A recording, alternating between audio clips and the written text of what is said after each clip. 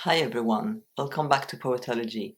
This is a holiday gift guide for those who love poetry and want to give poetry to everyone, or for those who have someone in their life who is a big fan of poetry and they're wondering what they could give for Christmas. You still have just about a week to get your gifts sorted, so I thought this would be a nice opportunity to give you 5 ideas of things you could get as gifts for poetry lovers. The first option is simply a poetry collection. If you're new to this, poetry collections are collections of poems that are put together by one single author into a book. And one of my favorite poetry writers that I get very excited about whenever a book comes out is Eileen Myles, and this is their latest book, A Working Life.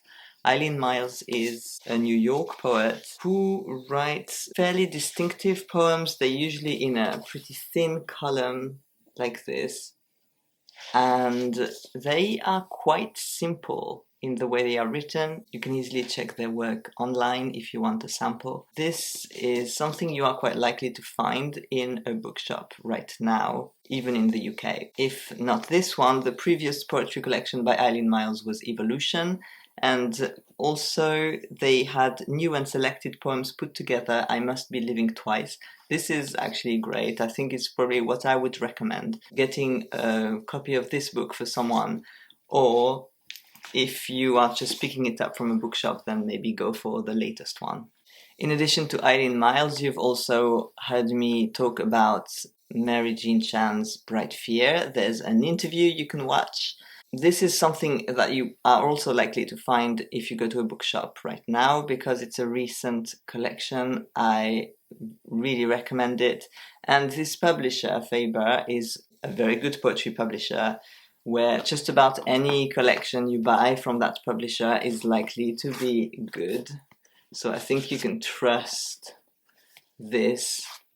Some of them are classics and others great contemporary collections.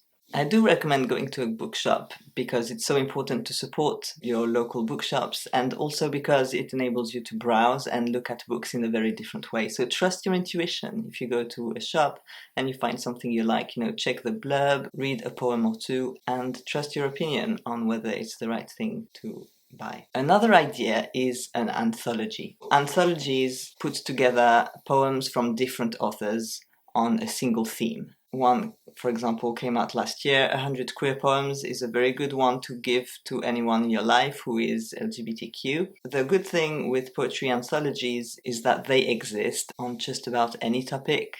So you can find some on nature poetry, for example. I have Buddhist poetry anthologies, etc., etc. So you're very likely to find something that the person will like based on their interests, if you can just put your hands on an anthology that is written on that topic. Now, if you're looking for a perhaps smaller and more unusual gift, I think poetry pamphlets are a great idea. This is one by the Rialto. It's just one of many publishers who put together pamphlets. Pamphlets is like a shorter collection that a poet puts out, usually before a full collection, but some poets really love publishing pamphlets and just publish several of them, or come back to the form later on. Anyway, this one is by Jen Campbell. It's the Hungry Ghost Festival. It's very good. And I was thinking of the Rialto because their covers are just so nice. You are less likely to find these in a bookshop. I think having pamphlets at a bookshop is usually, for me, very exciting. It's a sign of a very good poetry bookshop. But you can find them at many other publishers in the United States and Canada. It's called a chapbook, but it's exactly the same thing. So go get creative and check small presses for pamphlets. I think that could be a fantastic thing to give. And if you find a press you like, you could get a different pamphlet for every person you're giving a gift to. And people are a little less likely to already have it. If you're sending it to someone who has a lot of poetry, they're less likely to know about, this obscure pamphlet from an unusual press. It's a really cool thing to get your hands on.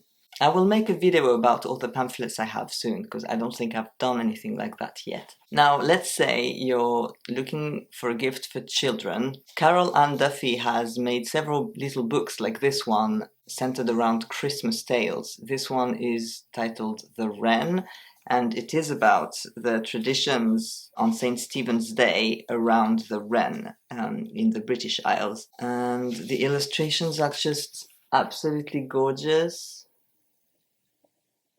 And the poetry is just like a small stanza on each page, and it's very well written, but it's also accessible, so it's like a nice story for children. And to be fair, there are probably adults in your life who would love to receive something like that too. The last idea is a magazine subscription. Here I'm holding a copy of Magma because I like, one thing about Magma is that it has different editors every time, and themes change for each issue. So you could get an issue for someone on a theme that they're interested in just by looking at the backlog, or you can get someone a yearly subscription. There are so many amazing poetry magazines, and I have other videos that go through these magazines, the paper magazines that I particularly like, so have a look at that if you think you're going down that route. A subscription is an amazing gift, and with all the options around,